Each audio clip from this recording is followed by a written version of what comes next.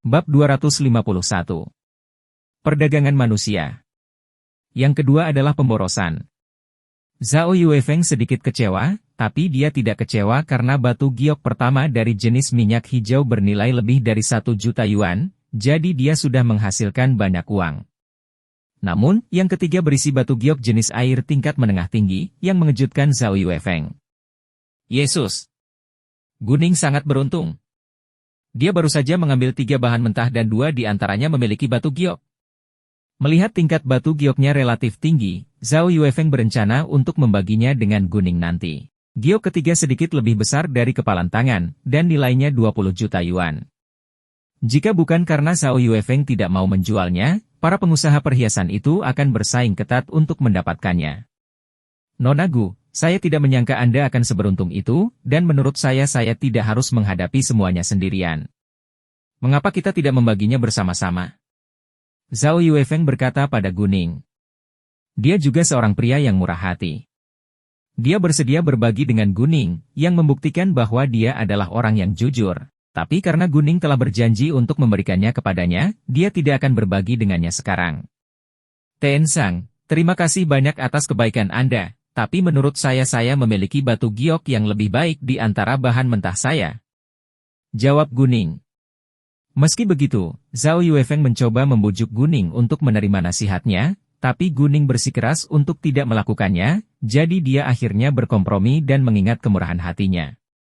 Masih belum pagi ketika mereka selesai berbelanja, jadi Guning dan Zhao Yuefeng berpisah setelahnya. Zhao Yuefeng mengerti bahwa Guning akan bertemu Tuan Tang, jadi dia tidak mengundangnya untuk pergi bersamanya.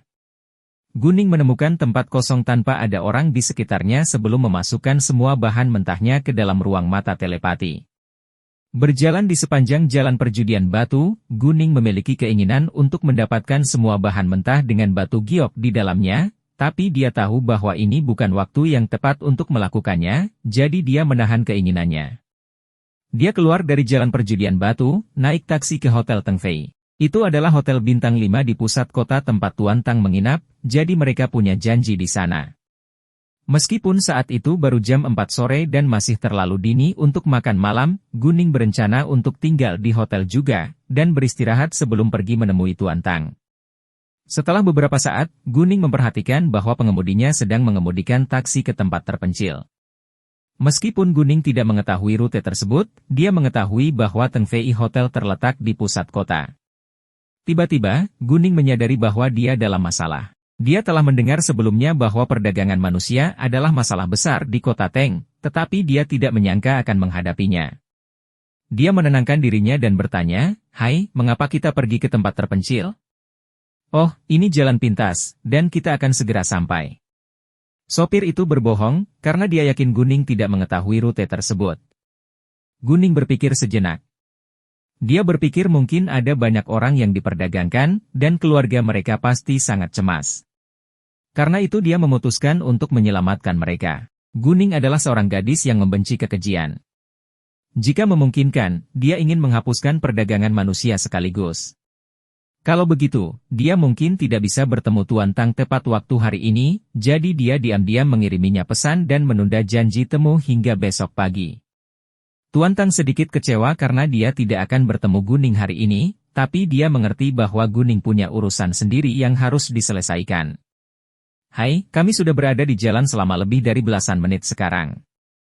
Mengapa kita masih berada di tempat terpencil? Saya pikir kita sudah keluar kota," tanya Guning lagi, seolah dia tidak tahu bahwa dia dalam bahaya. "Jangan khawatir. Kami akan sampai di sana sebentar lagi," kata pengemudi itu, dan merasa lega melihat Guning bersikap naif. "Bagus. Aku mengantuk dan aku perlu tidur sebentar. Tolong bangunkan aku saat kita tiba." Guning menguap, seolah dia kelelahan. Kemudian dia bersandar di sandaran kursi sambil menutup matanya. "Tidak masalah." Sopir itu sangat ingin melihatnya. Guning jelas tidak menutup matanya. Dia hanya membalikkan tubuhnya agar pengemudi tidak melihat wajahnya. Mereka sudah berada di daerah terpencil yang dikelilingi pegunungan. Beberapa menit kemudian, mobil berhenti di luar gudang yang ditinggalkan. Sopir memanggilnya, "Hei, kita sudah sampai." Guning langsung bangun, dan berpura-pura takut melihat pemandangan di depan matanya. Di mana tempat ini? Ini bukan Hotel Tengfei. Tentu saja tidak, tapi karena kamu sudah di sini. Keluarlah sekarang juga. Pengemudi membuka pintu mobil di kursi belakang, melirik ke arah Guning. Tidak, apa yang ingin kamu lakukan? Guning berpura-pura ketakutan. Anda akan mengetahuinya, ejek pengemudi itu. Tolong jangan. Ya, itu bukan terserah kamu sekarang. Bisakah kamu melawan dua pria berotot ini? Sopir itu menunjuk kedua pria jangkung berotot yang berdiri di depan mobil. Menurutku sebaiknya kamu diam, atau kami akan memukulmu. Guning berjuang selama beberapa detik lalu keluar dari mobil. Masuk. Sopir mendorong Guning ke dalam gudang, dan Guning tidak melawan sama sekali. Ada kekacauan di dalam. Ada seorang pria bertubuh agak gemuk dengan wajah polos berusia sekitar 40 tahun sedang duduk di kursi. Dia merokok dengan santai dengan menyilangkan kaki dan mata tertutup. Dan ada dua orang kuat berdiri di belakangnya. Di pojok berjongkok dua wanita cantik berpakaian bagus berusia awal 30-an bersama dengan seorang anak laki-laki berusia sekitar 12 tahun. Mereka semua memasang ekspresi ngeri, gemetar dan menangis ketakutan. Di samping mereka ada seorang pria jangkung dan berotot. Rupanya, mereka juga diperdagangkan di sini. Guning segera menggunakan mata gioknya untuk memindai orang-orang itu untuk memeriksa apakah mereka membawa senjata. Untungnya, mereka tidak membawa senjata. Kalau begitu, Guning akan aman. Namun, Guning mencium sedikit darah segar dari tumpukan gumpalan 10 meter di sisi kanannya. Apakah mereka membunuh seseorang dan melemparkan mayatnya ke sana? Memikirkan hal itu, Guning menggunakan mata gioknya untuk melihat apa yang ada di baliknya, dan dia terkejut. Ada seorang pria dan seorang wanita berusia sekitar 27 tahun berpakaian serba hitam di belakang aglomerasi. Keduanya terluka. Paha pria itu terluka parah, dan darah merembes ke dalam perban. Bab 252, Teman Lama. Wanita itu terluka lebih parah. Lukanya ada di bahu dekat dada, dan darah juga membasahi perban basah. Wajahnya sangat pucat, seolah dia bisa mati kapan saja. Namun, yang mengejutkan Guning bukanlah fakta bahwa mereka terluka parah, melainkan wajah mereka. Guning mengenali mereka, atau lebih spesifiknya, Tang Aining, begitu dia dipanggil dalam inkarnasi sebelumnya, mengenali mereka. Meskipun mereka tidak akrab satu sama lain, mereka memiliki hubungan yang sangat dekat. Mereka adalah pembunuh profesional seperti Tang Aining. Laki-laki bernama Flying Eagle, sedangkan perempuan disebut Flying Bird. Mereka tidak mengabdi pada organisasi yang sama dengan Tang Aining, dan Tang Aining bertemu mereka selama pelatihan di hutan hujan Amazon. Mereka juga pernah bekerja sama dalam situasi yang sulit. Flying Bird dan Flying Eagle adalah pasangan. Mereka telah memberitahu Tang Aining bahwa yang paling mereka inginkan adalah menjalani kehidupan seperti orang biasa, tetapi hampir mustahil untuk keluar dari organisasi mereka. Organisasi mereka berencana untuk membunuh mereka jika rahasia kotor mereka terbongkar, sehingga mereka harus menghindari ketahuan oleh organisasi. Mereka telah bersembunyi untuk waktu yang lama, dan keadaannya tidak lebih baik dari sebelumnya. Setidaknya mereka memiliki waktu luang selama berada di organisasi. Namun begitu mereka melarikan diri, mereka tidak akan pernah kembali. Jika Guning menebak dengan benar, mereka mungkin sedang bersembunyi. Bos, aku memberi satu lagi, dan dia cantik. Kata pengemudi itu kepada pria yang duduk di kursi itu. Mendengarnya, pria itu membuka matanya, menoleh. Dia rupanya terkejut ketika melihatnya muncul di wajah Guning. Lalu dia meliriknya, melemparkan rokok di tangannya ke lantai sebelum dia berdiri, berjalan menuju Guning. Yang ini sungguh indah. Saya rasa saya tidak akan menjualnya. Pria itu berhenti di depan Guning, mengulurkan tangannya untuk menyentuh wajahnya. Guning tidak menghindarinya, tapi saat tangannya masih berada di udara di atas wajahnya, dia meraih persahabatan tangannya dan mematahkannya tanpa ragu-ragu. Pria itu langsung berteriak kesakitan. Setelah itu, Guning menendang perut pria itu dengan keras, dan pria itu ditendang hingga membentur dinding sebelum dia jatuh ke tanah dengan suara keras. Setelah melalui begitu banyak luka yang menyiksa, pria itu hampir tidak bisa mengucapkan kata pun, namun dia masih sadar. Guning telah menyelesaikannya dalam hitungan detik sehingga semua pria berotot di sekitarnya tidak menyadari bahwa dia begitu pandai bertarung sampai bos mereka dikalahkan. Mereka kesal dan mereka semua mulai menyerang Guning. Meskipun orang-orang ini bertubuh besar dan berotot, mereka hampir tidak bisa dibandingkan dengan Gunning yang ahli kungfu. Dalam beberapa menit, mereka semua ditinju hingga tergeletak di lantai, mengerang kesakitan. Di luar imajinasi mereka, seorang gadis remaja bisa begitu hebat dalam bertarung. Sopir itu menyesal sekarang. Jika dia tahu, dia tidak akan pernah membawanya ke sini. Berdiri dan pergi sekarang, kata Gunning kepada mereka yang duduk di sudut dengan gemetar ketakutan. Mereka segera memulihkan pikiran mereka dan berterima kasih kepada Gunning sebelum segera keluar dari gudang ini. Gunning mengambil tali, mengikatnya. Namun, dia tidak segera menyeret mereka pergi, tapi berjalan menuju gumpalan di sisi kanannya. Flying Bird dan Flying Eagle sedikit panik melihat Gunning berjalan ke arah mereka. Mereka tahu bahwa mereka telah ditemukan dan secara tidak sadar bersiap untuk membela diri. Sayangnya, mereka terluka parah sekarang, dan gadis di hadapan mereka tampaknya sangat kuat. Jika dia benar-benar ingin menyakiti mereka, mereka tidak akan punya kesempatan untuk melarikan diri. Gunning tidak muncul di depan mata mereka secara tiba-tiba, tetapi berhenti ketika dia hampir sampai. Saya mencium bau darahnya, dan saya tahu ada seseorang yang terluka dan lemah. Jika kamu ingin bertahan hidup, kamu harus percaya padaku karena aku bisa menyembuhkanmu.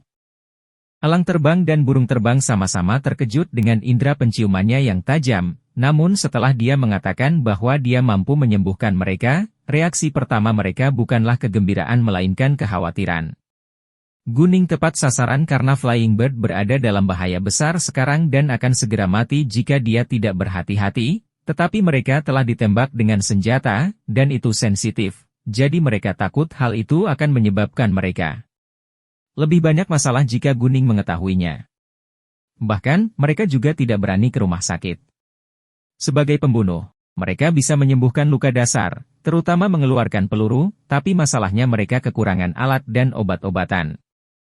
Akan lebih buruk lagi jika mereka menyentuh lukanya dengan gegabah. Meskipun demikian, mereka akan segera mati dan yang terpenting saat ini adalah bertahan hidup. Bisakah dia menyembuhkan luka tembak? Keduanya sempat ragu, namun mereka bersedia mencobanya. Flying Eagle kemudian bertanya, bisakah Anda merahasiakannya di antara kami? Tentu saja, saya tidak akan memberitahu orang lain tentang Anda, jawab Gunning dengan tulus. Bagus. Kami percaya padamu, kata pria itu. Setelah itu, Gunning berjalan di belakang aglomerasi. Ada pisau bedah, obat penghilang rasa sakit dan obat hemostatik, dan hal berguna lainnya yang dapat dia pikirkan di ruang telepati matanya. Mereka bisa sangat membantu saat dia membutuhkannya. Gunning segera mengeluarkan kotak obat kecil dari ranselnya dan berjongkok di depan mereka untuk membukanya. Melihat apa yang ada di dalam kotak obat, mata Flying Eagle dan Flying Bird berbinar. Sebelum Gunning melanjutkan, Flying Eagle berkata padanya, "Mengapa kamu tidak meminjamkan kotak obat ini kepada kami? Saya bisa menyembuhkannya sendiri." Dia masih khawatir Gunning akan mengetahui bahwa luka mereka adalah tembakan. Gunning memahami kekhawatiran mereka, tapi Flying Bird terluka parah. Jika Gunning tidak menyembuhkannya dengan kekuatannya, dia akan mati. Apakah kamu yakin bisa mengeluarkan peluru itu secepat mungkin? Gunning bertanya, tapi dia sepertinya tidak percaya dia bisa melakukan itu. Keduanya terkejut dan waspada. Bagaimana dia bisa tahu bahwa mereka terluka oleh senjata? Namun, sebelum mereka bertanya, Gunning membuka mulutnya lagi. Saya sangat sensitif terhadap penciuman, dan ada sedikit bau sendawa di tubuh Anda. Jangan khawatir, saya tidak akan memberitahu orang lain tentang Anda. Dia dalam bahaya besar saat ini, dan tidak ada waktu untuk disia-siakan. Kamu sendiri kekurangan kekuatan, jadi bagaimana kamu bisa mengeluarkan pelurunya? Bab 253, Gaoi dan Kiaoya. Gunning berkata dengan tulus, dan menghilangkan kekhawatiran mereka. Diperbarui dari novel Bein, C. Om. Mereka perlahan-lahan menjadi rileks juga. Flying Eagle memang kekurangan kekuatan saat ini, dan terlalu beresiko jika dia akan mengeluarkan peluru dari Flying Bird. Oleh karena itu, Flying Eagle akhirnya setuju. Gunning segera mengeluarkan gunting untuk memotong perban yang membalut luka Flying Bird. Dengan bantuan mata gioknya, Gunning kemudian menggunakan pisau bedah untuk mengeluarkan peluru dengan ahlinya. Pada saat yang sama, dia diam-diam memberikan kekuatan ke dalam tubuh Flying Bird untuk menghentikan aliran darah. Melihat keahlian ahli Gunning, Flying Bird dan Flying Eagle sama-sama terkesan. Ini bukan pertama kalinya dia mengeluarkan peluru. Siapa dia? Mengapa dia begitu pandai bertarung dan juga berobat? Beberapa menit kemudian, pelurunya berhasil dikeluarkan. Gunning segera memberikan obat penghilang rasa sakit dan obat hemostatik ke Flying Bird, lalu membalut lukanya dengan kain kasa. Agar tidak menimbulkan kerusakan pada mereka, Gunning tidak menyembuhkan luka Flying Bird sepenuhnya. Lukanya sudah sembuh di dalam, tapi bagian luarnya tampak sama. Sakitnya masih terasa, tapi sekarang tidak parah. Flying Bird sekarang terlihat jauh lebih sehat di bawah pengaruh kekuatan, dan dia mulai mendapatkan kembali kekuatan. Gunning kemudian menyembuhkan luka Flying Eagle di kakinya. Dia mengeluarkan pelurunya dengan cepat dan memberikan obat yang sama dengannya. Terima kasih banyak. Keduanya berkata kepada Gunning dengan sangat tulus. Mereka tahu bahwa Gunning telah menyelamatkan hidup mereka dan tidak cukup hanya mengucapkan terima kasih secara lisan, tetapi mereka tidak tahu bagaimana cara membalasnya. Setelah kami pulih sepenuhnya, silakan meminta bantuan kami. Selama kami bisa melakukannya, kami akan berusaha semaksimal mungkin untuk membantu Anda, janji Flying Eagle dengan penuh gravitasi. Mereka tentu saja bersedia membayar kembali Gunning.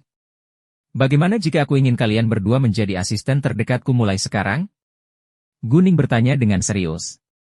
Mendengar keduanya terkejut. Mereka mengerti bahwa maksud Gunning adalah dia ingin mereka menjadi asistennya yang dapat dipercaya. Tetapi mereka baru saja bertemu untuk pertama kalinya, jadi mengapa dia harus mempercaya mereka? Bukankah dia takut mereka menjadi orang jahat?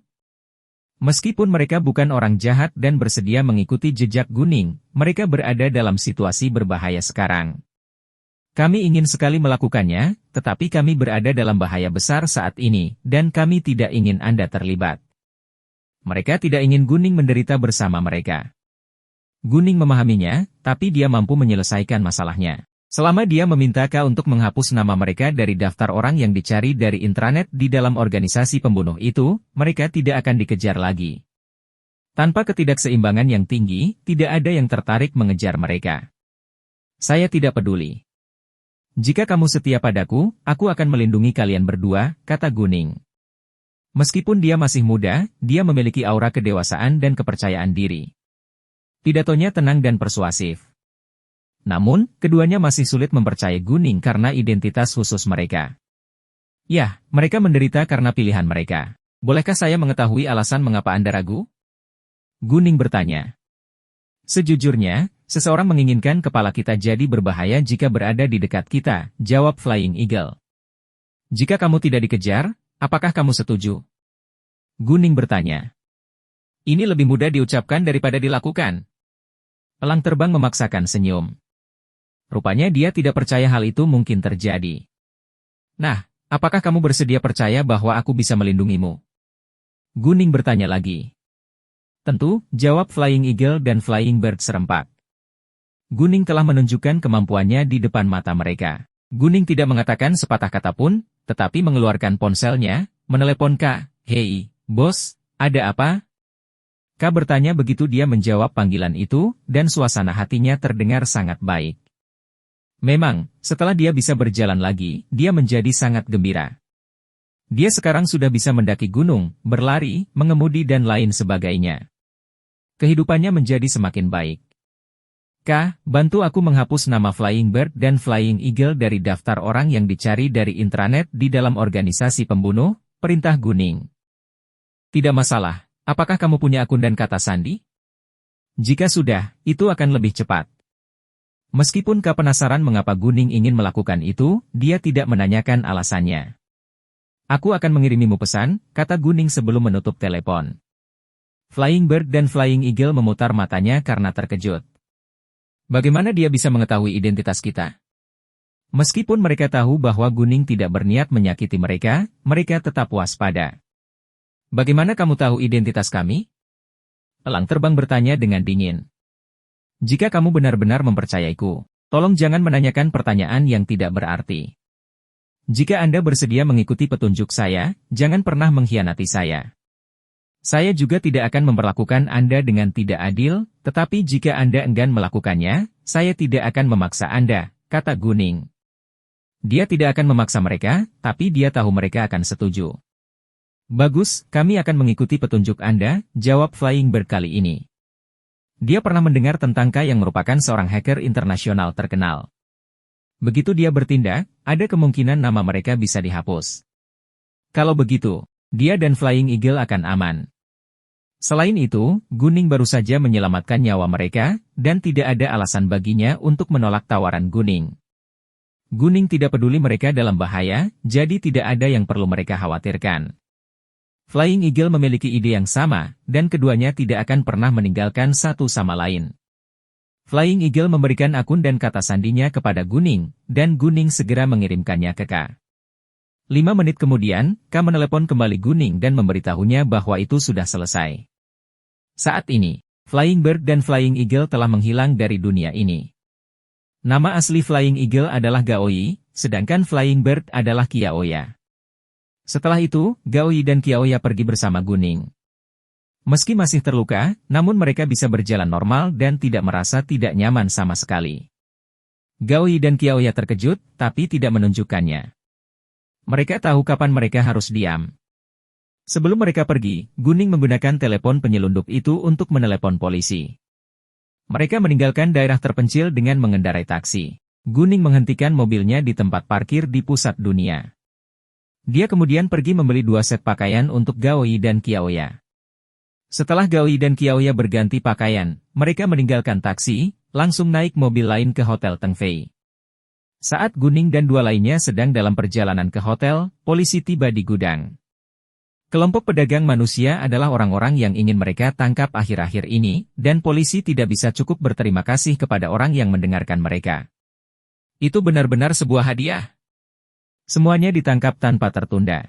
Gunning dan 2 lainnya tiba di hotel sekitar jam 7 malam. Bab 254, Makan Malam Bersama Tuan Tang. Demi kenyamanan mereka, Gunning memesan kamar presidential suite dengan 2 kamar tidur, 1 ruang tamu, dan dapur. Gunning menggunakan 1 kamar tidur, sementara Gaoi dan Kiaoya berbagi kamar lain. Tak lama kemudian, pihak hotel mengirimkan bahan makanan ke kamar mereka, dan mereka berencana memasak sendiri. Mereka menginap di kamar presidensial, jadi makanannya gratis. Gunning pergi memasak, tapi Gaoi merasa malu membiarkan bos barunya memasak untuk mereka, jadi dia berhenti.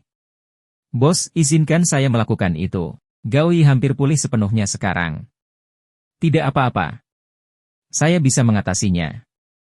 Kamu bisa istirahat dulu, Gunning menolak. Gaoi kemudian berkompromi. Sekitar jam 10 malam, Leng Xiaoting menelepon Gunning. Kamu sedang apa sekarang? Leng Xiaoting bertanya. Aku merindukanmu, jawab Gunning. Meskipun dia terdengar seperti sedang menggoda, dia benar-benar merindukannya. Kata-kata Gunning selalu dapat mempengaruhi Leng Xiaoting dengan mudah, terutama ketika dia mengatakan bahwa dia merindukannya. Leng Xiaoting merasa setiap saat. Aku juga merindukanmu, tapi kita tidak akan berangkat ke kota Teng sampai besok sore. Leng Xiaoting serak dan sedikit tidak senang, karena dia tidak bisa bertemu Gunning segera yang dia inginkan. Jangan khawatirkan aku. Saya memiliki 2 petarung Aceh yang menemani saya sekarang, dan saya akan aman. Leng Xiaoting sedang sibuk dengan pelaut, jadi Gunning tidak ingin mengganggunya. Bukankah kamu sudah memberitahuku bahwa kamu akan sendirian? Leng Xiaoting bertanya. Saya bertemu mereka setelah saya tiba di City Teng. Saya berjanji mereka benar-benar dapat diandalkan, jawab Gunning. Bagus, kalau begitu aku akan datang kepadamu saat aku senggang, kata Leng Xiaoting. Dia sebenarnya tidak sabar melihat Gunning di kota Teng. Faktanya, dia tidak harus bergabung dengan grup untuk menyelesaikan tugas tersebut, tetapi dia telah mendengar bahwa Gunning akan berada di kota Teng, jadi dia kemudian memutuskan untuk mengambilnya. Gunning mengerti bahwa Leng Xiaoting adalah pria yang stabil, jadi dia tidak menolak. Keesokan paginya, kaki Gaoi kembali normal. Dia tidak merasakan sakit yang sama sekali sekarang. Jika tidak ada bekas luka yang terlihat jelas di kakinya, dia mungkin akan percaya bahwa kakinya tidak pernah terluka. Kiaoya terluka lebih parah, jadi dia belum pulih sepenuhnya, tapi dia merasa jauh lebih baik sekarang, dan dia tidak merasakan sakit kecuali dia menekan lukanya. Baik Gaoi maupun Kiaoya tercengang karena mereka bisa pulih dalam beberapa hari, dan sekarang mereka lebih mengagumi Guning dari sebelumnya. Meski sangat tidak biasa, mereka tidak meremehkannya. Sebaliknya, mereka merasa beruntung. Sekitar jam 9 pagi, Guning pergi ke bank dan membuka 2 rekening dengan masing-masing rekening 5 juta yuan. Dia kemudian membeli 2 ponsel pintar beserta kartu telepon. Ketika dia kembali ke kamar, dia memberi Gaoi dan Kiaoya sebuah kartu bank dan ponsel pintar sebelum dia memberi perintah kepada mereka. Yang satu harus menyewa toko kontemporer di Jalan Perjudian Batu, sementara yang lain harus menyewa 2 mesin serta gerobak dan membawanya kembali ke toko. Guning tidak menyembunyikan kebenaran bahwa dia berencana mengumpulkan sejumlah besar dana melalui perjudian batu. Perjudian batu? Mendengar itu, Gaoi dan Kiaoya kaget. Meskipun mereka tidak tahu cara bermain judi batu, mereka pernah mendengarnya. Itu adalah bisnis yang sangat berisiko, tapi tampaknya perjudian batu hanyalah hal yang mudah bagi Guning. Guning menjelaskan kemudian, saya memiliki keahlian khusus sendiri, dan itu sangat akurat. Keahlian khusus? Gaoi dan Kiaoya tidak bisa mempercayai telinga mereka, tapi mereka tidak bertanya lebih jauh. Yang perlu mereka lakukan adalah percaya pada Guning dan mematuhi perintahnya. Setelah apa yang mereka lalui kemarin, mereka tidak lagi menganggap Guning sebagai remaja. Mereka kemudian pergi untuk memenuhi tugas mereka. Guning, sebaliknya, akan bertemu Tuan Tang pagi ini. Dia tiba di kamar pribadi yang ditunjuk pada pukul 10.50, tetapi tanpa diduga, Tuan Tang tiba lebih awal darinya. Tuan Tang sendirian di kamar pribadi, dan kedua pengawalnya berdiri di luar pintu. Melihat Guning, Tuan Tang merasakan keintiman yang tak bisa dijelaskan sekali lagi, tapi dia tidak mempermasalahkannya. Dia langsung menyambut Guning. Gadisku, ayo duduk. Senang bertemu denganmu, Tuan Tang, kata Guning sebelum dia duduk. Tolong bantu dirimu sendiri dan pesan apapun yang kamu inginkan. Tuan Tang menunjuk menu di samping Guning, lalu menekan bel layanan di samping. Tak lama kemudian, seorang pelayan masuk. Guning tidak ragu-ragu dan memesan 2 hidangan favoritnya. Tuan Tang melakukan hal yang sama. Mereka hanya berdua yang makan, jadi mereka tidak memesan terlalu banyak. Setelah pelayan pergi, Tuan Tang bertanya kepada Guning, gadisku, sekali lagi terima kasih banyak atas apa yang kamu lakukan kemarin. Jika bukan karena Anda, saya mungkin tidak akan selamat di bandara di kota Teng. Tuan Tang, dengan senang hati saya membantu, kata Guning. Saya mengagumi kesopanan Anda. Tuan Tang memujinya. Guning tersenyum kecil, karena dia telah mendengar banyak orang mengatakan itu. Dia tentu saja tidak akan meminta orang untuk membayarnya kembali jika dia bersedia membantu mereka sendiri. Dia bukan seorang munafik. Tiba-tiba, Tuan Tang memasang wajah serius dan berkata, namun, bisakah Anda membantu saya lagi? Bantuan apa itu? Faktanya, Guning sudah tahu jawabannya tanpa bertanya, tapi dia tidak ingin langsung mengambil kesimpulan. Guning memang benar. Gadisku, aku hanya ingin tahu, bisakah aku disembuhkan?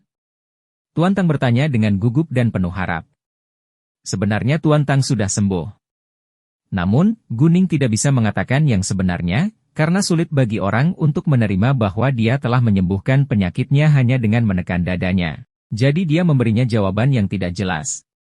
Tuan Tang, sejujurnya, saya tidak tahu apa-apa tentang perawatan medis, jadi saya tidak yakin apakah Anda bisa disembuhkan.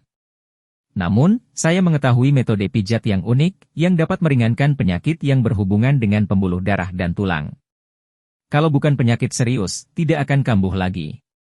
Saat aku memijatmu kemarin, aku menggunakan metode pijat unikku. Saya tidak yakin apakah penyakit ini akan kambuh atau tidak, tapi saya yakin Anda akan sehat selama Anda menjaga diri dengan baik. Benar-benar? Meski bukan jawaban yang pasti, Tuan Tang sangat senang mendengar bahwa dia bisa sehat. Bab 255, Belanja Bahan Baku. Saat makan, Guning berbentuk menyenangkan dengan Tuan Tang. Tuan Tang juga dengan tulus mengundangnya untuk melakukan perjalanan di kota B, dan Guning setuju. Kota B adalah kota maju seperti ibu kotanya. Setelah makan, Guning dan Tuan Tang berpisah. Saat dia kembali ke dalam ruangan, Guning mengganti pakaiannya dan berpakaian seperti wanita dewasa dengan riasan tebal dan rambut keriting. Kemudian, dia meninggalkan hotel, dan naik taksi ke Jalan Perjudian Batu. Dia menghubungi Kiaoya ketika dia tiba. Qiaoya dan Gaoi telah menyiapkan bengkel dan mesinnya. Ada banyak toko dan mesin kosong yang disediakan bagi mereka yang membeli bahan mentah dalam jumlah besar tetapi tidak dapat memindahkannya dalam waktu singkat. Oleh karena itu, hal itu tidak menyebabkan banyak kesulitan bagi Gaoi dan Qiaoya untuk menyelesaikannya. Di bawah bimbingan Qiaoya, Guning segera menemukan lokasi toko. Bab Envel baru diterbitkan pada. Namun, begitu Guning masuk ke dalam, Qiaoya berhenti dan berkata dengan dingin, "Maaf, Nona, ini adalah tempat pribadi dan tidak ada orang luar yang masuk." "Yah, bagaimana kalau aku harus masuk ke dalam?" Guning bertanya. Dia sengaja menyampaikan suaranya. Gaoi dan Qiaoya yang merupakan pembunuh profesional langsung mengenalinya. Namun demikian, Guning benar-benar berubah setelah dia berdandan dan memakai riasan, dan mereka tidak dapat mempercayai mata mereka. "Bos." Guning merasa puas karena mereka berdua bisa mengenalinya. Jika mereka gagal melakukannya, Guning harus meremehkan kemampuan mereka. "Qiaoya, tolong jaga gudangnya." "Gaoi, ambil gerobak dan ayo belanja bahan mentah bersama," kata Guning. "Tentu," jawab keduanya. Setelah itu, Gaoi mengemudikan gerobak, mengikuti Guning keluar. Guning menggunakan mata gioknya saat bahan mentah muncul di hadapannya. Begitu dia menemukan ada batu giok di dalamnya, dia akan membelinya.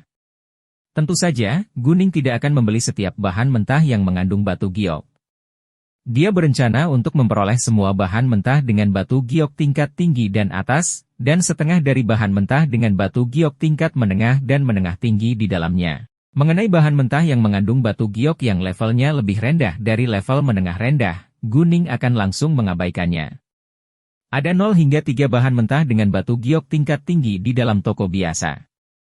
Artinya, entah tidak ada batu giok tingkat tinggi atau paling banyak hanya ada 3 buah batu giok di toko biasanya. Sedangkan untuk batu giok tingkat atas, Guning hampir tidak dipasang di banyak toko. Sementara itu, banyak toko yang memiliki bahan mentah dengan batu giok tingkat menengah tinggi di dalamnya, tetapi jumlahnya tidak melebihi 10. Guning tidak memotong bahan mentah di lokasi, tetapi mengemasnya, membawanya pergi. Di toko pertama dia mendapatkan 3 bahan mentah dengan batu giok tingkat menengah tinggi dan 1 dengan batu giok tingkat tinggi di dalamnya. Gaoi mendorong gerobak, dan tidak nyaman baginya untuk masuk ke dalam bersama Guning, jadi dia menunggunya di luar. Namun, dalam 10 menit, Guning keluar dengan membawa kotak kardus besar, yang mengejutkan Gaoi. Dia sangat cepat. Gaoi segera berjalan untuk mengambil kotak itu dari Guning. Beratnya sekitar 60 pon. Di toko kedua, Guning masih selesai berbelanja dalam waktu 10 menit, dan dia mendapatkan jumlah bahan mentah yang hampir sama dengan toko pertama. Guning kemudian melanjutkan membeli bahan mentah. Dia sudah mendapatkan 45 bahan mentah dengan batu giok di dalamnya pada saat dia mencapai toko ketujuh di mana 5 di antaranya menghubungi batu giok tingkat atas, jadi Guning menyimpannya di ruang mata telepati saat berkemas. Ada beberapa di antaranya dalam ukuran besar, dan tidak ada lagi ruang di gerobak untuk menaruhnya. Maka Gaoi terlebih dahulu kembali ke gudang sebelum dia kembali lagi. Tidak jarang masyarakat memperoleh bahan mentah dalam jumlah besar, sehingga tidak ada yang terlalu memperhatikannya. Mereka hanya peduli pada mereka yang memotong bahan mentah dengan batu giok, atau bahkan batu giok yang tak ternilai harganya. Qiaoya terkejut melihat Gaoi kembali begitu cepat dengan membawa gerobak penuh bahan mentah. Kedua kalinya, Guning mendapat 50 bahan mentah di 9 toko. 2 di antaranya berisi batu giok tingkat atas, dan Guning juga menempatkan keduanya di ruang mata telepati. Gaoi kemudian memindahkan bahan bakunya kembali ke gudang. Ketiga kalinya, mereka pergi ke toko besar milik keluarga Wang, yang merupakan salah satu dari 3 pemasok bahan mentah terbesar di kota Teng. Keluarga Wang juga memiliki segi 4 dalam struktur yang sama dengan keluarga Zhang. Bahan baku termurah dengan harga masing-masing ratusan yuan ada di ruang depan, sedangkan ada ruangan yang diberi peringkat A, B, C dan D sesuai dengan tingkat bahan baku yang berbeda di belakang. Bahan mentahnya dihargai ratusan atau ribuan yuan per pon di kamar D, harga naik antara ribuan hingga puluhan ribu yuan per pon di kamar C, di kamar B, harganya tetap puluhan ribu yuan per pon, tetapi di kamar A, bahan bakunya sudah memiliki jendela, yang berarti sangat mungkin untuk memotong batu giok. Dalam hal ini, harganya masing-masing meroket hingga jutaan atau puluhan juta yuan. Namun ukuran dan nilai batu giok yang ada di dalam bahan baku di kamar A masih diragukan, dan kemungkinan masih ada lapisan batu giok yang tipis, sehingga pembeli harus berani berjudi. Gunning melakukan tur keliling aula terlebih dahulu, dan menemukan 3 bahan mentah dengan batu giok tingkat menengah tinggi di dalamnya. Kemudian dia pergi ke kamar D dan kamar C, dan mendapatkan 16 buah batu giok tingkat menengah tinggi, 5 buah batu giok tingkat tinggi, dan 2 buah batu giok tingkat atas. Ketika Gunning masuk ke kamar B, dia melihat bahan mentah yang sangat besar seukuran tubuhnya. Meski ukurannya sama, bahan bakunya adalah batu, jadi beratnya berkali-kali lipat darinya. Kira-kira, beratnya setidaknya harus 400 pon. Ada kekuatan yang padat dan kuat di dalam bahan mentah yang sangat besar ini. Itu adalah sepotong batu giok tingkat menengah tinggi, tapi dia harus memotongnya untuk melihat jenisnya. Lapisan luarnya tidak terlalu tebal, dan beratnya sekitar 300 pon setelah lapisan luarnya dilepas. Sepotong batu giok sebesar itu setidaknya bernilai lebih dari 1 miliar yuan. Memikirkan hal itu, Gunning sangat senang. Dan dia memindahkan bahan mentah dalam jumlah besar ke gerobaknya tanpa penundaan. Karena kekuatannya, dia penuh kekuatan dan jauh lebih kuat dari orang biasa. Namun, tindakannya mengejutkan semua orang di sekitarnya. Bagaimana dia bisa memindahkan bahan mentah berukuran besar yang jauh lebih berat dari dirinya ke dalam gerobak? Gunning memperhatikan reaksi mereka, tapi dia tidak keberatan. Dia mendorong gerobak keluar untuk membayar tagihan. Ketika orang-orang melihat Gunning mendorong gerobaknya keluar dengan bahan mentah yang sangat besar di dalamnya, mereka semua tercengang. Bahan mentah sebesar itu dari kamar B setidaknya berharga 15.000 yuan per pon. Dan total biayanya setidaknya 7 juta yuan. Wow! Semua orang tidak bisa menahan nafas panjang, karena tidak ada yang percaya bahwa bahan mentah yang sangat besar itu layak untuk dipertaruhkan. Bahkan manajernya pun gagal memahami mengapa wanita ini memilih bahan mentah sebesar ini. Bos mereka juga tidak positif mengenai hal itu. Bos mereka adalah seorang ahli batu giok terkenal. Jika dia tidak berpose positif mengenai hal itu, tidak ada orang lain yang akan berpose positif. Oleh karena itu, konsumen yang akrab dengan toko mereka semua percaya bahwa bahan mentah dalam jumlah besar ini adalah limbah.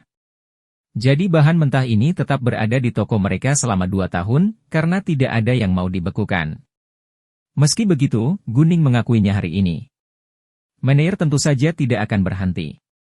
Selain itu, dia akan mendapat komisi yang tinggi. Namun, Gunning menyadari bahwa ada batu giok yang sangat berharga di dalamnya, jadi dia bersedia membayarnya meskipun harganya 70 juta yuan.